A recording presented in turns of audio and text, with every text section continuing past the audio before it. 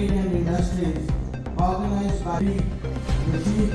Saab as Provincial Secretary JKMC Jammu. For our coming generation, I believe that with the support of कार्य करना होगा तो सबको साथ लेकर चलना होगा। मैं अकेला नहीं चला था।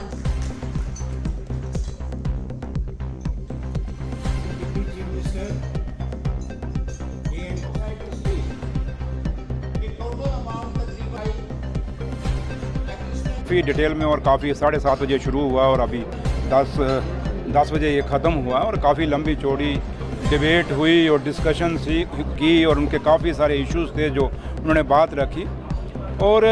इश्यूज़ बड़े जेन्युइन हैं और आप भी समझते हैं कि क्यों जम्मू कश्मीर के और ख़ासकर जम्मू में, क्योंकि मैं जब जम्मू का बिजनेसमैन हमसे बात कर रहे थे, मैं सारे इंडस्ट्रिस्ट थे चैम्बर्स के भी और बाकी जितने भी इंडस्ट्री स्टेट्स हैं जम्मू सूबे के, वो सारे लोग यहाँ, उनकी टीम्स, उनके प्रधान यहाँ पे आए हुए थे और जो उनके मुद्दे हैं, ये मुद्दे इन 5-6 महीने या 7 महीने जो हमारी सरकार है इसमें नहीं आए, इनको लास्ट 10 साल लगे और जो ख़ास करके जो नई इंडस्ट्री पॉलिसी आई, जो बाद में जो 2021 के बाद आई जो पॉलिसी आई, उस पॉलिसी से इनको काफ़ी रिजेंटमेंट है और जब से हम ये सरकार में बने हैं, हम जहाँ भी गए और जहाँ भी इंडस्ट्रियलिस्ट मिले, बिजनेसमैन हमें मिला और उन्होंने हमेशा एक ही बात कही कि जो लोकल इंडस्ट्री है जम्मू कश्मीर की और जम्मू खास के जम्मू सूबे के लोगों ने भी आज ये बात कही कि हमारे साथ भेदभाव हुआ है, हमारे साथ डिस्क्रिमिनेशन हुई और जब वो जो पॉलिसी के तहत जो इंसेंटिव्स आए वो कुछ उन लोगों को दिए गए जो बड़े बड़े घरानों के थे और जो आम वो इंडस्ट्रियलिस्ट जिसने सालों साल मेहनत करके इस इंडस्ट्री को बनाया और जो बैकबोन है economy of Jammu and Kashmir के, उसको कहीं बेनिफिट नहीं दिए गए, जिसके कारण इंडस्ट्री के अंदर बेरोजगार वो बच्चों को भी बाहर निकालना पड़ा, उससे बेरोजगारी भी काफ़ी बढ़ गई और इंडस्ट्री अपनी जो है उनके ख़त्म, कईयों की बंद हो गई, कई at the verge of closure हैं। तो ये चीज़ें काफ़ी सारी इश्यूज़ हैं उन्होंने वहाँ के इंडस्ट्री स्टेट्स के रख रखाव की भी बातें की और कुछ जो हमारे इंडस्ट्री के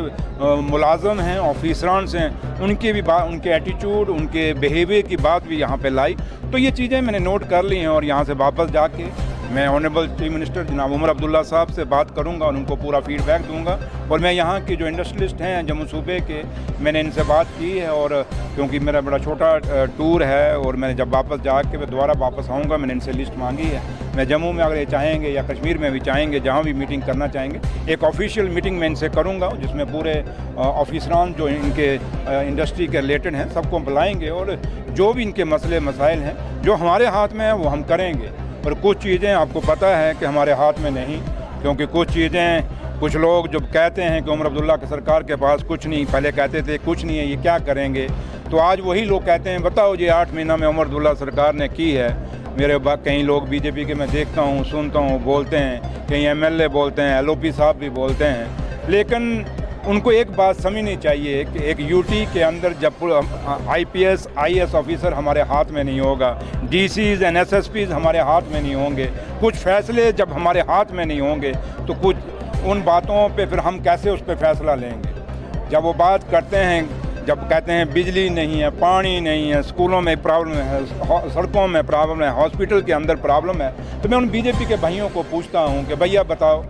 कि आप अगर पहले आप लोग ही कहते थे कि सरकार के पास कुछ नहीं है, तो ये हमारे पास कुछ नहीं, तो इसका मतलब सब कुछ एलजी साहब के पास है।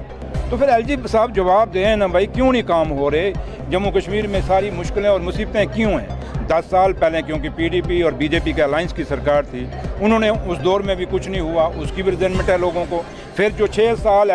दूसरी जब स्टेट टूट के यूटी बन गई, जब एलजी गवर्नमेंट आ गई, उसके भी लोगों को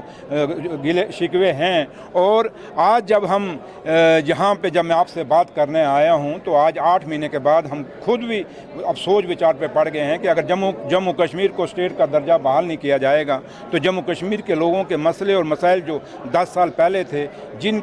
मुसीबतों को से बाहर निकलने के हमें वोट डाला है, क्योंकि लोगों की चुनी हुई सरकार है, तो उस सरकार को कहीं ना कहीं लोगों का अपने वोट पे कि हमने वोट क्यों डाला, उसके लिए भी लोग बोलना शुरू करेंगे। तो लिहाजा हम यही उम्मीद करेंगे कि जो वादा हमसे हिंदुस्तान के प्रधानमंत्री साहब ने और होम मिनिस्टर साहब ने किया है कि जम्मू कश्मीर को जल्दी स्टेट का दर्जा दिया जाएगा, वो स्टेट का दर्जा हमें मिलेगा। Thank you.